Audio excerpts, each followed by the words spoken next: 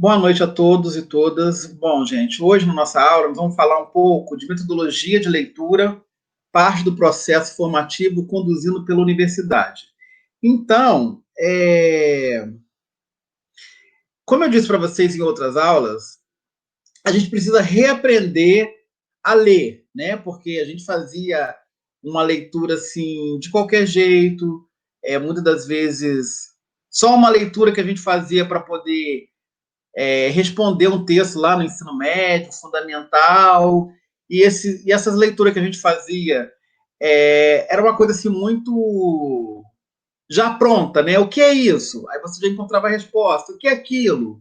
Né? Então, quando a gente estava lá no português, interpretação de texto, muitas das vezes você fazia uma leitura e aí na hora de responder já estava ali facilmente a resposta para você. E agora na universidade você vai se deparar com vários tipos de leituras de texto que não é uma leitura simples. A gente precisa realmente mergulhar nessa leitura e entender o que o autor está querendo nos passar. Então, aqui tem uma reflexão, o processo de leitura.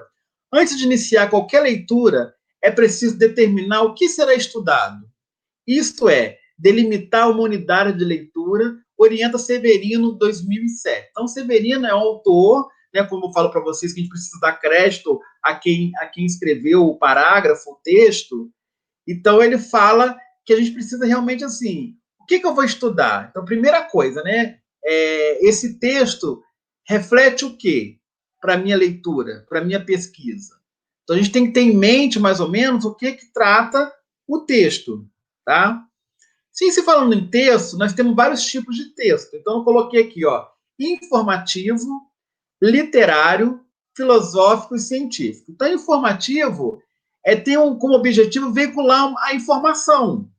Então, assim, um jornal, né, você tem uma informação, uma revista, circular interna, porque às vezes a gente trabalha nas empresas, então a gente recebe informação circular interna como se fosse um jornalzinho específico daquela empresa. Então, saiu uma circular sobre uma mudança na organização. Então, assim, são textos informativos mais corriqueiro do nosso dia a dia. Literário trata da expressão de artes, né? Aí já começa a ser algum texto assim mais específico, voltado para arte, cultura, cidadania, ética, entre outras expressões artísticas que você já começa a ver que é um texto mais objetivo àquele assunto de arte, de cultura. Aí depois vem o filosófico, que você, né, a gente fica filosofando ali com o autor, igual vai acontecer muito na filosofia. Aí já é um texto mais complexo, mais difícil de entendimento, que muitas das vezes você precisa de ter ali um dicionário para tentar entender o que o autor está querendo dizer nessa fala dele. É difícil, né? Então, aqui, ó, apresentar a rigorosa reflexão sobre o significado das coisas e dos fatos, né? Então, vocês vão se deparar com isso nos textos da disciplina de filosofia e ética, que vocês vão começar a ver que realmente é uma leitura mais difícil, mais filosófica. Vamos conversar com o autor. Mas esse conversar com o autor, às vezes é um pouco difícil de ter o um entendimento da primeira leitura. Então, a gente precisa entender que esses tipos de texto que a gente vai começar a ver agora, a gente precisa fazer mais de uma leitura. E dependendo, até ter um dicionário para você começar a decifrar aquela expressão, aquela palavra técnica que não é do seu vocabulário ainda. Aí você começa o quê? Enriquecer esse processo de pesquisa, aonde você precisa também aprofundar nesse texto e entender melhor os novos tipos de leitura que vocês vão estar fazendo. E aí tem um científico, se caracteriza, né, por um raciocínio construído sobre fundamentação exaustiva e sempre provada. Os termos são específicos, técnicos da área de estudo e o método é igualmente rigoroso. Então, assim, agora como alunos universitários de administração pública, vocês vão se deparar com muitos textos científicos, mais científicos do que informativo, literário e filosófico. Por quê? Porque o texto científico vai estar preparando vocês para, quando chegarem no quinto período, ter um embasamento sobre as leituras, ter um entendimento melhor, porque você vai ter que escolher um tema da área pública para você fazer o seu projeto de pesquisa. E aí esse texto ele tem que ser científico, voltado para o seu TCC, trabalho de conclusão de curso. Por isso que a gente orienta vocês o quê? A partir de agora, começar a pesquisar na internet, procura usar o Google acadêmico, onde vocês vão encontrar muito texto científico de pessoas que realmente estudaram, comprovaram aquela tese, aquilo que está escrito ali, foi estudado, foi pesquisado. Então, tem credibilidade. Né? Diferente de você ir lá no Wikipédia, por exemplo, e pegar um texto lá, onde o código-fonte pode ser mudado e qualquer pessoa alterar. Então, a gente precisa ter esses cuidados, né? Jornal, revista, de renome. Nós estamos muito vivendo a era do fake news, né? Que a gente recebe as informações sem uma fonte. E aí, isso aqui é verdade ou não?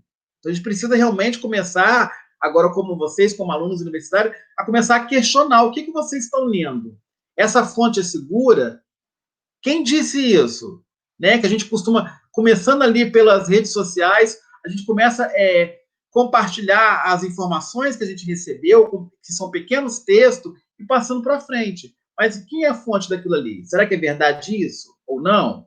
Entendeu? Então, até hoje, por exemplo, teve um mediador que ele recebeu um e-mail que tinha que mandar documentação para o CEDERJ que estava incompleto o cadastro dele. Aí ele veio até a mim, Alexandre, olha só, eu estou na dúvida porque eu recebi esse e-mail aqui, será que é verdade, né?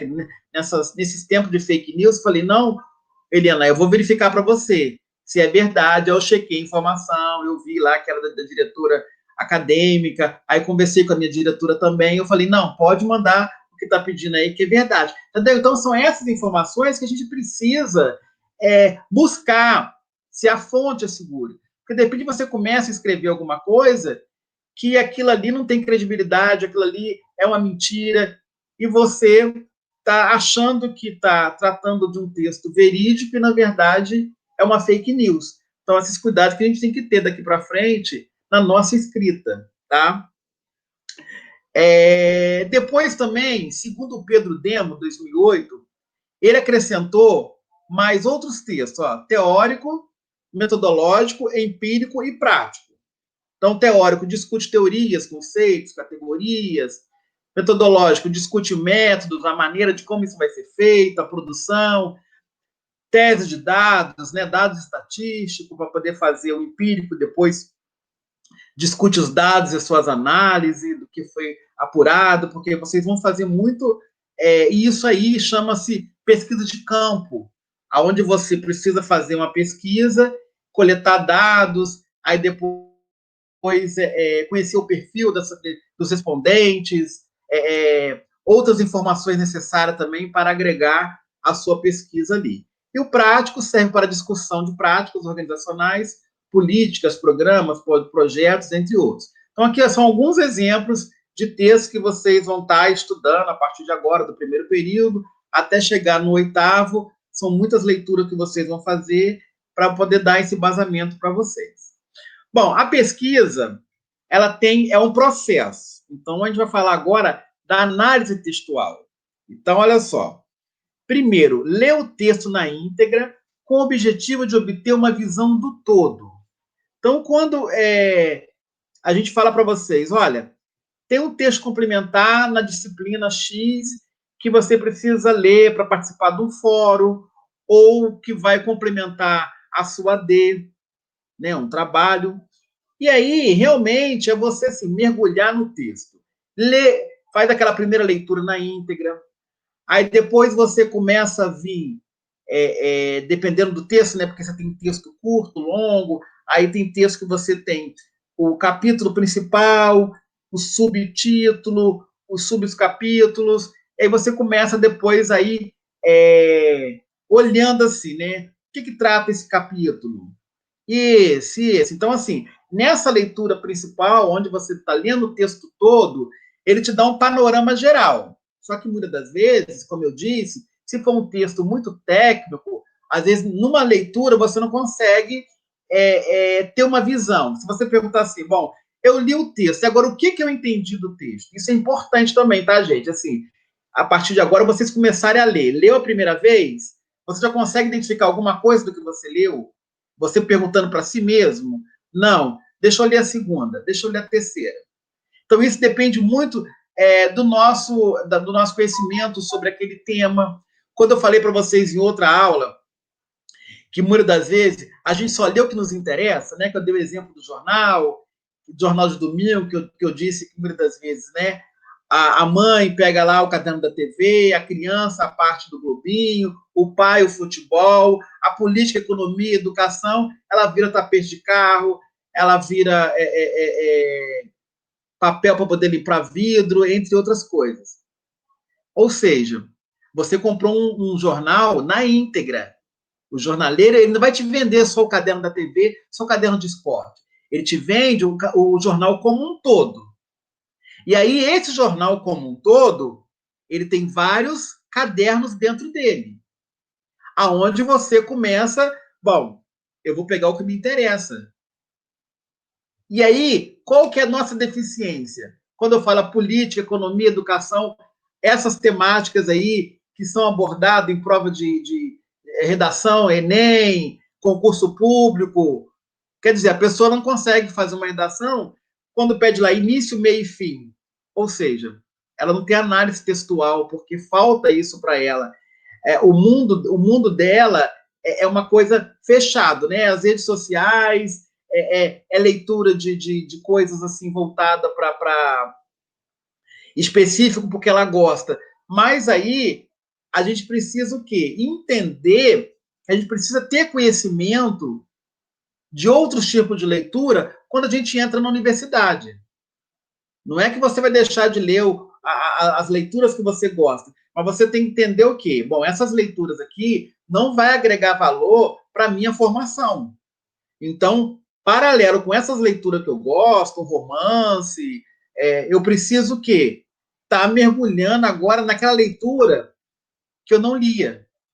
Política, economia, educação, saúde, né? O que está acontecendo no mundo, no Brasil e no mundo. Então, tem que ter essa análise textual de mundo, de Brasil, para me saber o quê? O que está acontecendo, né? Senão eu fico assim, alienado só aquilo que eu gosto, e não pode. Então, essa que é a ideia dessa análise textual. Como eu dei esse exemplo do jornal, que você compra o jornal por inteiro, mas muitas das vezes você não lê ele, você se separa aquela parte que te interessa. Mas a gente precisa o quê? Começar a ler, a aprender a gostar dessas partes principais que muitas das vezes a gente deixa em segundo plano, tá? Depois, reler o texto, assinalando as palavras. Então, você faz uma primeira leitura, grosso modo. Aí, na segunda leitura, você já começa o quê? Sublinhar as palavras. Bom, essa aqui eu não conheço, expressões desconhecidas. Deixa eu sublinhar aqui, pegar um dicionário ou pesquisar na internet o que significa isso aqui para eu poder encaixar aqui no texto, porque é uma palavra técnica que não faz parte do meu vocabulário, mas eu preciso entender, porque essa palavra está me deixando obscuro o entendimento desse parágrafo, desse texto aqui. Tá buscando conhecer seu significado e identificar os limites de abordagem do autor, isto é, os aspectos que estão sendo discutidos sobre determinado tema, né? Porque às vezes o autor, ele te fala um tema principal e ele te fala, dentro desse tema principal, outros secundários. Então, eu preciso entender qual é o tema principal, qual é o tema secundário. Isso depende muito, gente, do texto que está sendo abordado. Por isso que eu falo para vocês, no seminário integrador, vocês vão começar o quê? A ler vários textos científicos que o professor vai começar a colocar na plataforma para você, e ele não tem um segmento igual as outras disciplinas que a gente está estudando, né? Aula 1, aí está no capítulo 1, aí acabou o capítulo 1, vai para o 2. Não. É proposital, justamente para começar a despertar em vocês esse interesse da leitura de diversos temas da área pública, tá? Porque o trabalho de conclusão de curso de vocês vai ter que ser um tema dentro da área pública, saúde, política, economia, educação, entre outros aí, que vocês vão ter que dar mergulhando, debruçando, para poder, no meio do curso, começar a já pensar, definir o seu tema de pesquisa. E com essas leituras que vocês vão fazendo do primeiro período ao quarto, com a disciplina que vocês estão estudando e que ainda vão estudar, vai te dar um embasamento para você já chegar lá mais preparado. Depois nós temos aqui a análise temática.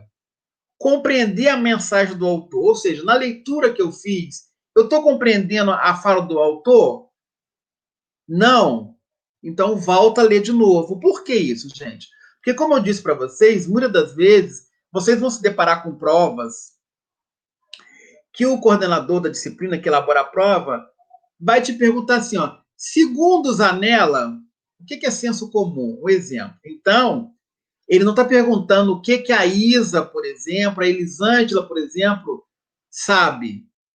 Aí você tem que tentar responder segundo o autor. Então, nesse estudo de vocês, nessas leituras, quando fala compreender a mensagem do autor, é você ler o texto e entender o quê? Qual que é a mensagem do autor. Então, o autor está dizendo que senso comum é isso.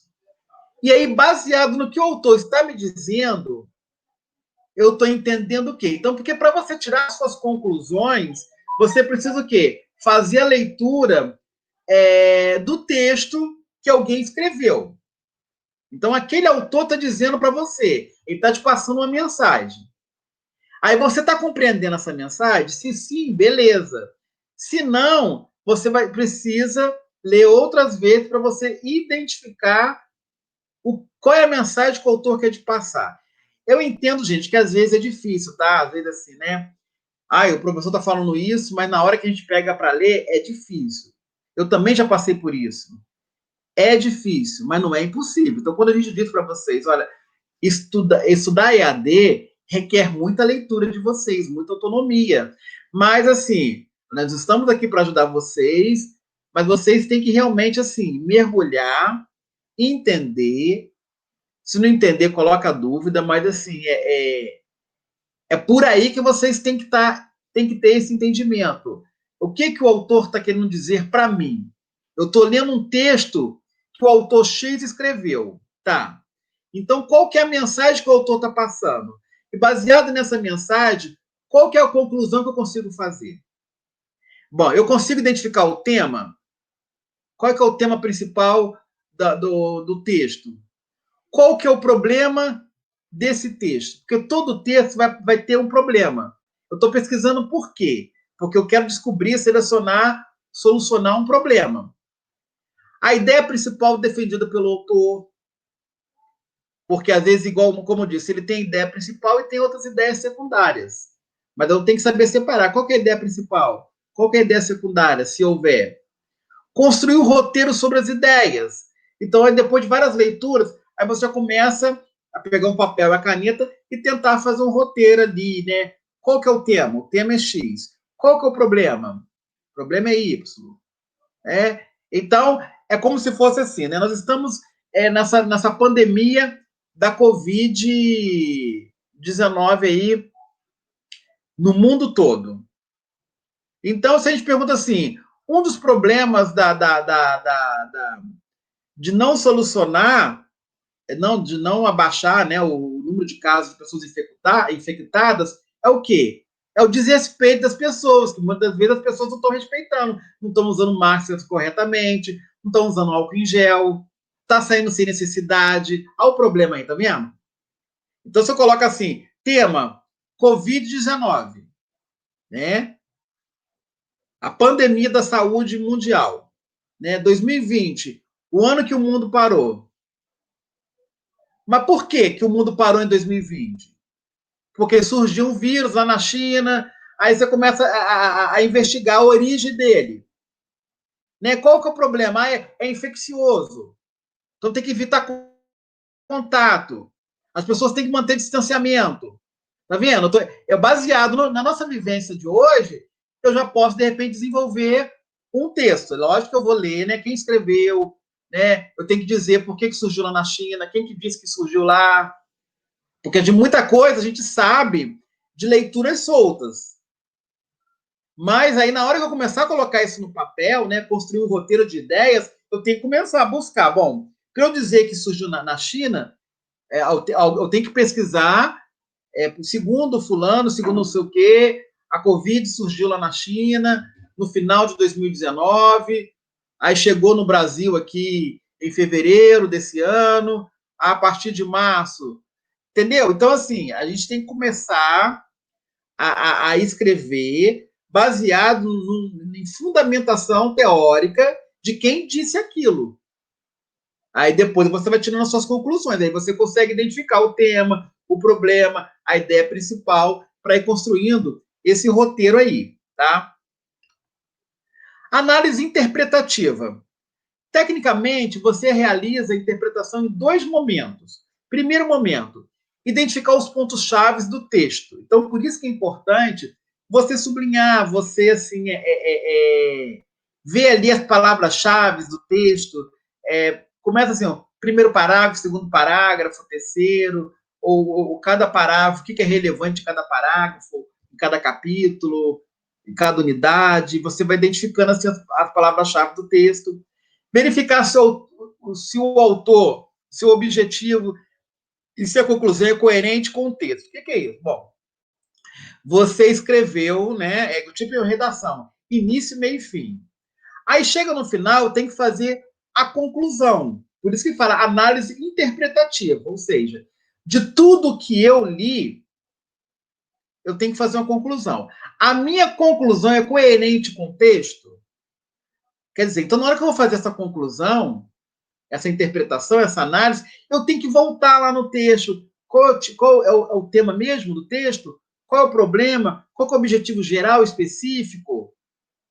Por que eu estou pesquisando isso aqui? Então, assim, é um processo de idas e vindas, né? Porque quando você vai dar sua interpretação baseado no autor, você tem que estar voltando no texto. Porque a gente costuma dizer o quê? A conclusão, a análise interpretativa é sua. Ao longo do texto, ao longo da sua escrita, você está sempre fazendo citação. Por quê? É o processo de pesquisa. A partir do momento que você chega na conclusão, aí você se coloca. Por isso que a maioria dos textos que você pega, você vê muita citação, segundo fulano, segundo Beltrano. Por quê? Para eu dar aquele conceito ali, eu pesquisei. E quem falou? Não foi eu que disse. Então tem que colocar ali, dar crédito ao autor da obra. Aí na hora de eu fazer a minha análise interpretativa, aí sim, baseado nas leituras que eu fiz, baseado no entendimento daquele autor, aí sim eu posso começar a aparecer. Então, a gente brinca muito assim, que você aparece, a sua fala aparece na conclusão. Ao longo do processo da sua escrita, você está fazendo muita pesquisa e citando. É lógico que na sua escrita, no início, no meio ali, você também pode fazer uma análise após uma citação. Você citou lá um autor sobre determinado assunto, você colocou dois autores para conversar sobre determinado assunto, e logo abaixo você pode fazer uma análise ali. Mas a conclusão realmente é o espaço de você fazer o fechamento das suas ideias baseado na leitura, na interpretação que o autor quis te passar sobre a mensagem do texto. E tem o segundo momento, formule o juízo crítico, interrogar o autor sobre sua proposta, o autor foi original na sua proposta? Sim, não, por quê? Aí, esse sim, não, por quê, você tem que ter embasamento crítico e analítico para você estar defendendo. Porque quando a gente faz uma pesquisa, o resultado ele pode ser favorável ou desfavorável. Mas aí você tem que defender favorável, desfavorável, por quê? É você fazendo um juízo crítico da sua pesquisa. Então, quando a gente fala para vocês assim, olha, na hora que vocês vão fazer uma D, por exemplo, a gente não quer assim uma resposta curta e objetiva. É justamente o quê? Você fazer um juízo daquilo que você leu, argumentar mais com as suas respostas, até porque se na hora da prova, que vocês vão ter questões objetivas, que são mais fáceis de marcar, né? Que muitas das vezes, uma boa leitura você consegue eliminando ali Às vezes você fica ali de 4 respostas, você fica agarrado em 2, e depois você consegue eliminar e acertar. Mas você vai se deparar com questões discursivas, aonde o professor vai pedir ali uma resposta com juízo crítico sobre determinado capítulo da unidade ali que vai cair na prova, e ele não vai te dar uma nota, digamos assim, a questão vale 2,5, vale 2 pontos. Se você foi muito curto objetivo, talvez ele vai te dar 0,5, não sei, dependendo do que você colocou ali. Nossa, mas por que eu não tirei 2 pontos? É porque você não embasa, não houve um embasamento, não houve assim uma mergulha dentro do texto para você realmente conseguir aquela nota máxima. Então, muito cuidado em prova, em AD também, nas suas respostas, né? Aí você tem que ter aquela interpretação ali, né? A orientação. Aqui pediu meia lauda. Não, aqui ele quer que eu escrevo uma lauda, que seria uma página, meia página. Então, aí vocês têm que também olhar o que cada coordenador está pedindo na instrução ali da atividade para poder fazer, tá? Observação. O conhecimento precisa ser constantemente verificado, pois precisamos checar se o que era verdade anos atrás permanece verdade ou precisa ser repensado. Nada é absoluto. O que é isso, gente? Porque às vezes, assim, você vai fazer uma pesquisa e aí aquele autor disse aquilo lá em 2000. Nós estamos em 2020. Opa, deixa eu checar, né? Porque para eu poder citar isso que ele disse há 20 anos atrás, ainda é válido? Isso também faz parte do processo da pesquisa, né? Porque às vezes você pega, faz uma citação muito antiga e às vezes já mudou. A dica que eu dou para vocês também é o seguinte: quando você pega lá o autor, segundo fulano, bom, ele falou isso, eu achei isso aqui, sei lá, em 2000. Será que não tem uma fala dele mais nova? De repente esse autor, ele fez uma fala agora em 2015, em 2018. Por quê? Porque quando você coloca lá, né, uma citação muito antiga, pode estar valendo ainda, pode. Tem muitas citações antigas que valem para o nosso momento atual. Mas a gente precisa, assim, né, dar uma investigada. Bom, deixa eu ver aqui se isso aqui se é assim, você pegar aquele autor e buscar na internet mesmo as bibliografias dele, né, as leituras, as publicações que ele tem. Aí vai aparecer ali tudo que ele já publicou e você consegue o quê? Saber se aquele tema que ele falou em 2000, ele colocou alguma coisa mais relevante, entendeu? Então, assim, é como se desse uma continuação naquela escrita lá, inovando, aperfeiçoando. É como se fosse assim, quando você compra um livro, aí tem assim, vamos supor, volume 1, primeira edição. Aí esse livro, ele passou por uma atualização. Aí vem segunda edição, terceira edição. Ou seja, cada nova edição vai manter a essência do que foi escrito antes, mas atualizando, trazendo assim, bom, isso aqui que eu escrevi lá em 2020 está obsoleto já, então deixa eu fazer uma nova versão desse livro para atualizar.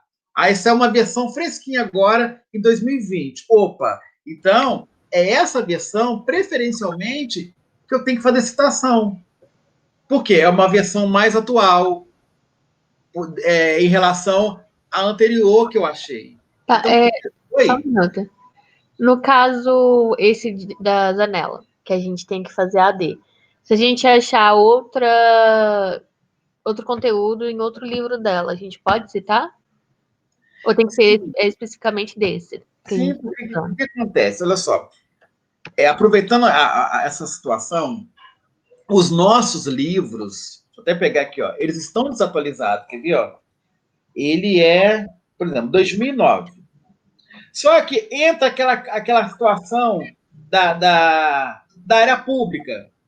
Por quê? Para poder fazer, pegar a banca que fez essa daqui, elaborou esse material, ou outra banca, tem que fazer licitação, tem que pagar isso, aquilo. E, infelizmente, né, se a gente for olhar aí a saúde, a educação, está sempre em segundo plano. É muito bonito, né? Os nossos governantes, quando começa a aproximar a eleição, fala, né? Eu vou melhorar a saúde, a educação, mas teoria é diferente da prática. Então, isso depende de quê? De verba, de dinheiro para poder fazer. Por isso que alguns professores fazem o quê? Coloca esse material complementar na plataforma, porque alguns livros estão desatualizados. Então, quando você vai fazer a pesquisa, você vê que, nossa, gente, eu encontrei. Às vezes eu lembro, quer ver, ó, não de metodologia, mas teve um dia que eu estava na internet, eu vou até ver a versão, eu não sei se foi 2010, eu achei uma versão do livro de Teorias 1 até mais novo, mas tem essa questão da área pública. O que acontece? Se lá no acervo lá da biblioteca, lá da Fundação CCERJ, que vem do Rio para cá, tiver muito desses livros, eles vão mandar todos para depois fazer uma revisão. É muito complicado, gente, porque assim, é um consórcio onde as universidades cuida da parte toda do material, só que para se fazer uma revisão, precisa fazer uma licitação, precisa de contratar professores, uma banca para poder estar fazendo, precisa se pagar. Né? E quando fala pagar, mexer no bolso, ninguém quer. E o que os professores fazem? Né? Dependendo do coordenador, quando ele vê que o negócio está muito desatualizado, ele pega um texto complementar e coloca lá para vocês. Olha, gente, esse texto complementar aqui também faz parte do conteúdo da nossa AD e a nossa P. Mas se de repente você encontrar, né, uma fala mais nova de Zanella sobre o tema, você pode abordar também. Porque na sua pesquisa, você viu que você encontrou uma fala dela mais recente. Talvez já tenha uma fala mais nova, mas vocês estão trabalhando, recebendo um material que já está desatualizado. Se a gente falar 2009 para 2020, já precisava fazer uma revisão nessa bibliografia que vocês recebem. Mas, devido a isso, alguns professores fazem o quê? Começam a colocar textos complementares também. Tá? Infelizmente, assim, a gente gostaria muito que essa atualização ocorresse com mais frequência. Mas tudo que se fala do público é complicado. Quando a gente está falando naquela outra aula lá de produtividade, assim, as pessoas acabam assim, né? Pega estabilidade, depois não tem muito compromisso. Aí eu brinquei assim, né? Vocês precisam estar entrando na área pública para poder tentar mudar esse cenário, né? Porque as pessoas já entram com a intenção de não fazer nada, né? Boa parte, não, quero ser servidor público para não ficar à toa. É complicado, mas a gente de vez em quando fica em cima para poder tá dando uma atualizada. Mas também é uma situação que não depende só da gente, né? Mas na medida do possível, a gente vai tentando, assim, atualizando vocês com textos complementares, tá? E depois aqui, nós temos a problematização. Ó, levantar o problema para discussão e reflexão individual ou em grupo. Então, isso vai acontecer muito com vocês no seminário integrador. Eu não sei se você já foi pedido para vocês estarem formando aí dupla, trio. Eu sei que lá acontece isso. E aí, vocês vão estar lendo o mesmo texto, vão estar discutindo sobre o mesmo texto, conversando um grupo. E aí, gente, o que vocês entenderam? Qual é o problema? Qual é a mensagem? Ou seja, essa aula que a gente está tendo aqui hoje, vocês têm que começar a colocar em prática na leitura. Eu li o texto. E qual é a mensagem que o autor está passando? Qual que é a problemática que ele está discutindo aqui? Estou entendendo? Não estou entendendo? Então, a gente muitas das vezes coloca nessa disciplina seminário integrador para vocês estarem trabalhando em grupo, para justamente o quê? Essa troca de ideia, de informação. Porque você leu, o colega leu, e aí você teve uma visão diferente da dele, ou parecida, e vocês começam a conversar e começam o quê? Entrar em sintonia com a mensagem do autor. Por isso que é importante, vocês que estão mais frequentes em tutorias, já vão se conhecendo melhor, já vão formando esses grupos, porque lá no trabalho de conclusão, né, como foi dito para a nossa coordenadora Thais, no máximo é trio, dupla ou trio. Então não dá para fazer quarteto. Pois é, éramos 4, aí o Jamerson saiu do curso, e agora só ficou nós 3, assim, que somos... Ele saiu por quê? Porque ele falou que foi aprovado de engenharia na UF. Aí parece que ele não podia fazer os 2. Aí ele saiu. Tem isso, porque olha só, vocês não podem cursar 2 universidades públicas. Porque se a UF Engenharia Pública, o CEDERJ é o consórcio, mas vocês também são alunos da UF na pública. Então até tem que anotar aqui, Jamerson, né? Isso. Porque depois eu vou mandar para vocês um questionário que é justamente esse acompanhamento. Saber, né, de alguns alunos por que não está acessando, qual que é a dificuldade. A diretora já levantou aí que tem aluno que está com dificuldade de acessar os livros. Eu vou estar baixando os livros do primeiro período e vou mandar para todo mundo via e-mail, né? Porque tem pessoas que estão com dificuldade, mas é aquilo que a gente pede. Não fique em silêncio no início, porque como vocês disseram, né, que a turma é silenciosa, às vezes vocês colocam alguma coisa lá no grupão lá, ninguém fala nada. Isso que é preocupante para a gente. Então a gente tem que fazer um acompanhamento mais de perto para eu tentar identificar alguns problemas. Igual assim, né? Por que o fulano saiu? O James saiu por causa disso, disso, disso. Por que o fulano não está acessando? Depois eu tenho que fazer eu vou fazer um Google Docs, um questionário, e vou mandar, espero que os outros pelo menos respondam, para eu poder estar tentando ajudar, porque o que às vezes fica difícil? Nós estamos, né, em aulas online remotas, cada um na sua casa, não está tendo acesso físico no polo, às vezes o aluno também, ele não te dá um feedback, mas a gente vai tentar chegar nesse pessoal aí. Tá? Então, gente, oi? Elisângela, boa noite. Fazer uma pergunta para o senhor. A dona Neuza, né, a diretora... Ela já me passou para fazer a relação para você. Tá. Então, a Isa e a Dani também assistiram essa palestra. Então, eu lembro assim, olha só. Aí eu não lembro qual aula que foi. Acho que foi até com você que eu falei.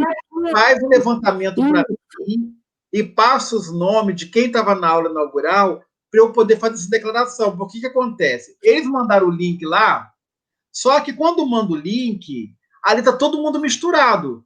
Calouro, veterano, às vezes a gente fala que é aula inaugural, mas tem veterano que participa porque isso vale hora para atividade complementar. Aí, se naquele link lá não tiver separado assim, polo, outras informações específicas, fica difícil para a gente poder fazer a declaração. Porque o que eu faço? Se fosse um momento presencial, no dia, na sala de aula, ia ter um segundo momento que eu ia estar só com os alunos da administração. Aí, naquele momento ali, eu ia pegar uma lista com e-mail e todo mundo que estava presente eu ia mandar a declaração. Então, você faz o seguinte, você é Isa, Elisângela... Quem? E a Daniela, a Dani. Ela está no chat agora também. Não, tem até que ver, porque eu vi lá, acho que tem 2 Daniela. Não, tem uma Daniela e outra Daniela. Essa é Daniela. Daniela da Silva. Daniela da Silva, tá. Eu vou pegar o nome dela todo. Não, tranquilo. Não, é só... Não, estou colocando da Silva porque eu vi que na lista tem duas, mas aí depois pelo menos um sobrenome, que eu tenho o nome de vocês completo, entendeu? Pelo menos um sobrenome para diferenciar na hora que eu for selecionar os nomes para poder mandar essa declaração, ok? Mas a Neuza me passou, Elisângela, porque que aí é porque assim, você deu o print na tela, mas assim, eles colocaram lá, não deu tempo.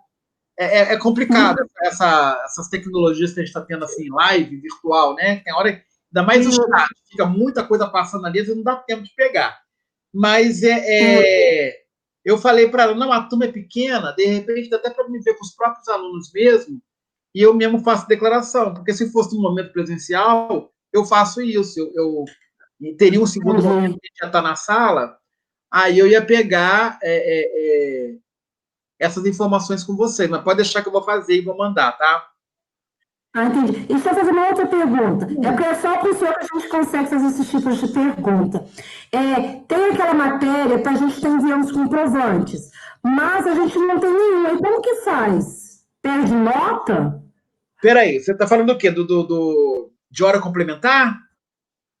Isso. Porque fala assim, envia os comprovantes. Então, isso é um link. Isso aí, olha só, é um link, não é uma disciplina. Aí, por exemplo, quando eu mandar para o seu e-mail a declaração da aula inaugural, você vai mandar ela. O que vocês têm que observar? Qual que é o prazo? Porque lá no link para vocês aparece um prazo, tem uma data. Aí, o que você tiver nesse período, você vai mandar dentro daquela data. Depois dessa data, fecha. Aí, esse link ele só vai abrir de novo em 2021.1. Então, digamos assim, olha, eu tenho a participação da aula inaugural. Então, o Alexandre vai mandar a declaração para mim, aí eu vou colocar naquele link. Que aí depois o link vai fechar.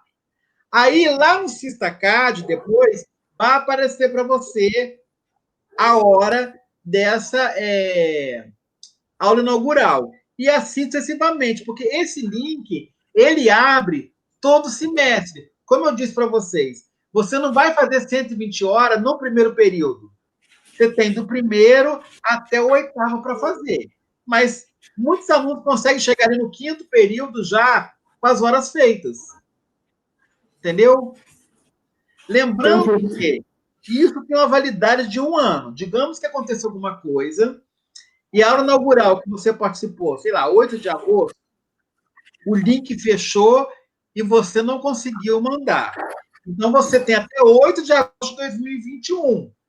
Isso significa o quê? Se você não mandou agora, em 2020.2, você vai ter que mandar em 2020.1, quando abrir o link de novo, porque isso aí não é uma disciplina que vocês têm que fazer a D e a P.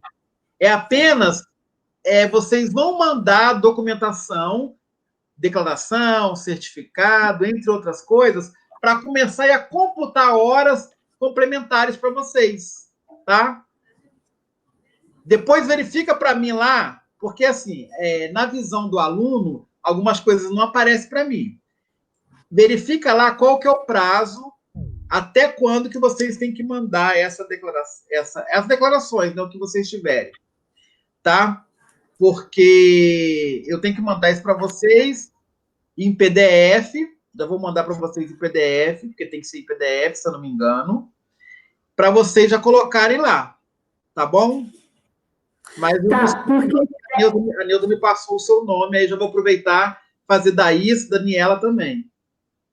Tá, porque foram 3. A do dia 8 eu consegui confirmar a presença, que foi o horário da manhã, 10 horas e 14 horas. Esse eu consegui. Do dia 15, foi esse que a gente não conseguiu. E tem o do dólar, que nós assistimos à noite. Esse também eu confirmei presença. Do dólar. 8 e 15. À noite foi quem? Não, dólar, que a gente poderia participar também. Era que da UERJ.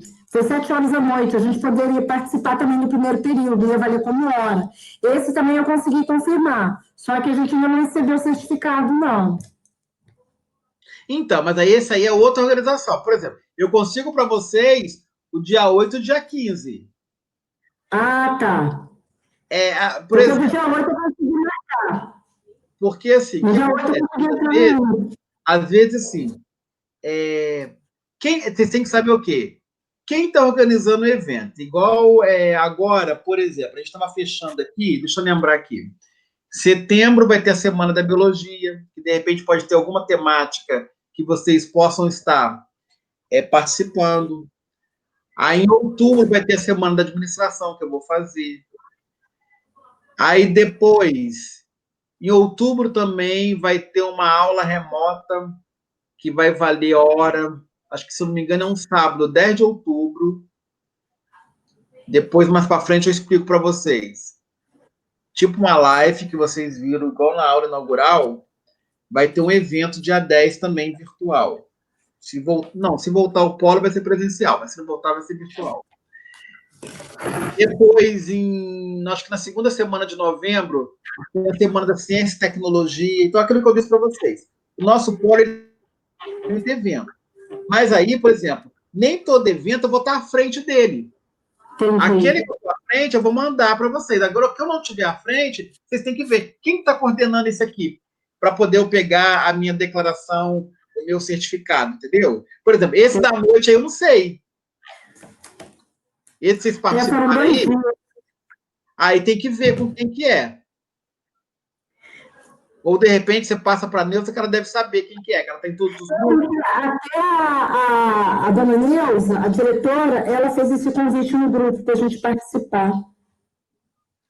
Então, aí fica mais fácil. Depois você vê com ela, assim, Neuza, eu sei que um dos organizadores foi Maxwell. Ele é até professor de... Ele é alguma coisa de economia, eu acho. Então, tá vendo? Aí, por exemplo, ver com ela, porque como é que faz para poder pegar a declaração que eu vou fazer para vocês do dia 8 e do dia 15. Aí, como esse aí foi uma outra organização, mas como a Neuza tá pá, mandou o convite para vocês, aí também não fica difícil de conseguir, não. Essa se elege. Tá? Aí vai ver com ela esse depois. Deixa eu só fechar aqui, olha só. Então, nós temos aqui, né? Síntese ou conclusão pessoal. Após a reflexão e análise, você terá condições de expor as conclusões a que chegou sobre o texto. Mas aí, para você expor isso, gente, requer muita leitura. Então, vocês vão começar a observar que vocês vão melhorar até a escrita, de tanto que vocês vão ler. Mas ler com vontade, ler com propriedade, ler com entendimento. Não adianta também ler assim, por exemplo, eu estou lendo aqui, um olho está aqui, o outro está no celular. Um olho está aqui, no celular. O que eu faço? Eu largo o texto, pego o celular, porque fica mais interessante. Então, quando eu falo fazer uma boa leitura, é você realmente, sei lá, se fecha no quarto, põe uma plaquinha na porta, estou no CEDERJ, estou estudando, não me interrompa. Para ter foco naquilo que você realmente está predestinado ali. Aí sim, você consegue transformar a informação em conhecimento. E você começa, olha que legal, estou começando a entender, eu consigo agora fechar o livro e entender o que o autor está querendo me passar nessa mensagem que eu li do texto dele. E aí, com isso, você consegue realmente ter uma resposta reflexiva daquilo que o professor vai estar te cobrando, tá? E redação de textos científicos, que vocês vão trabalhar muito com isso. Como escrever sem errar? Cite sempre a fonte que você está utilizando, tá? Então, aqui em metodologia, vamos falar sobre plágio. Eu vou depois preparar um material, atualizar um material sobre citação, sobre as regras da BNT, que vocês precisam estar já entendendo agora no primeiro período, para quando chegar lá no quinto, isso já está assim, bem claro para vocês, para evitar fazer plágio lá no TCC de vocês. Cite sempre a fonte que você está utilizando, ou seja, não foi você que disse aquilo. Porque na hora que você pega um livro, né? Você pegou um livro, né? Então, aí você abre o livro, E aí você está lendo ali. Mas aquele conceito que está no livro aqui não é seu. Então você tem que citar. Segundo Zanella, página 34, complementização é... eu estou dando crédito para o autor da obra. Eu não posso pegar aqui e falar problematização. É a quarta etapa da análise de um texto. Mas como é que você sabe que é a quarta etapa? Eu peguei no livro. Você está plagiando. Então, segundo Zanella, problematização é a quarta... Segundo Zanella, página 34, problematização é a quarta etapa da análise de um texto. Aí sim, você está dando crédito para o autor da obra. Está vendo como é que é diferente? Como é que não nos ensinaram isso lá no Fundamental e Médio? Que a gente saía copiando, e às vezes colocava a fonte no final, mas é plágio, porque eu não fiz a citação. Então, esse lance também de copiar e colar da internet, colocar a fonte no final, é plágio. Por quê? Quando você copiou e colou, você copiou na íntegra, um texto. E foi lá no final, colocou a fonte, www, o nome lá do jornal, da revista, do site específico. Mas isso é plágio. Então, a gente tem que aprender a não plagiar. Dê crédito a quem fez a pesquisa ou refletiu sobre aquele assunto. Se a ideia não é sua, diga de quem é. Igual aqui, né? Quando eu pego o livro que eu vou citar algo do livro, eu tenho que dizer que escreveu aquilo, que não foi eu. Como eu disse para vocês, a gente se aparece na conclusão. Porque é ao longo da sua escrita, do seu texto científico ali, que você tem lá resumo, palavra-chave, introdução, todo o desenvolvimento, resultado da pesquisa, até você chegar na conclusão, aí sim, você já tem uma pesquisa pronta, você já tem um resultado de uma pesquisa, aí você pode refletir melhor lá na conclusão, dando os seus entendimentos sobre aquele texto ali. Outra coisa importante também, fuja do achismo. O que dá veracidade a um texto científico é o fato dele poder ser verificado. Então, você pegou um texto, quem é esse autor? É um autor conhecido? Porque tem isso também, gente, quando a gente fala assim, né? Referencial teórico. O referencial teórico no texto científico é a fala dos autores. E aí, sempre é cobrado assim, quais são os autores relevantes, quais são os autores importantes que não pode faltar no seu texto que fala sobre o tema. É como se eu falasse de administração pública sem citar Bresci Pereira. Então, assim, tem alguns autores que não pode ficar fora. É como eu falar de educação e não colocar Paulo Freire, entre outros, e assim vai. Então, assim, quando a gente começa a mergulhar no texto, a gente precisa entender o quê? Quem são os bambambãs que eu preciso pesquisar, que não pode faltar nas minhas citações dos meus textos aqui.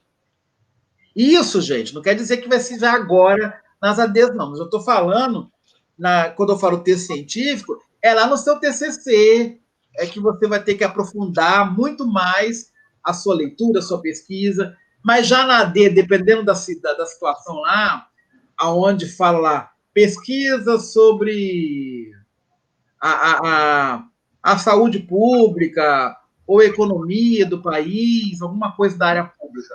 Ou seja, então, de repente, ele não te deu nome de autores para você pesquisar, é nesse momento que você tem que pensar o quê? Bom, deixa eu tentar ver quais são aqui os importantes, os relevantes, para eu poder realmente conseguir ter credibilidade no meu texto.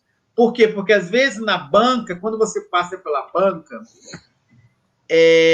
ela olha isso, ela olha assim, o texto do fulano está fraco. Está fraco por quê, professor? Porque ele fez tudo.